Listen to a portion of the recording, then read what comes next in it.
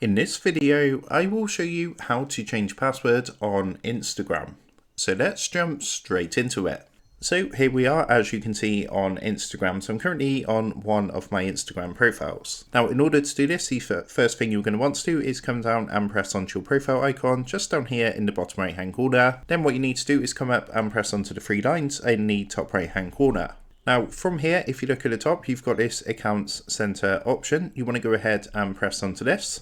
And that's going to take you across to your account center. Now from here, you want to come down to the account settings section just here, and you're going to see an option for password and security. So just go ahead, press onto this. Then what you will see is an option to change password. So just go ahead, press on to change password. Then you can choose the account that you want to change your password for. So we're just going to go ahead and select my Instagram account just here. And what you need to do is enter your current password. Then you can go ahead, type your new password and retype the new password in the box here. So there are some guidelines at the top. As you can see, it says you'll be logged out of all sessions except this one to protect your account if anyone is trying to gain access. And your password must be at least 6 characters and should include a combination of numbers, letters and special characters. So you just want to bear those guidelines in mind and then go ahead and change your password. And once that's done, the blue button at the bottom saying change password is going to light up. What you would do is press the blue change password button, and that's going to confirm the changes, and you get a quick message saying that your password has been changed. So that is how to change password on Instagram. With that being said, I hope this quick tutorial did help you out today. And if this did help you out, I would really appreciate it if you was to consider dropping down below the video,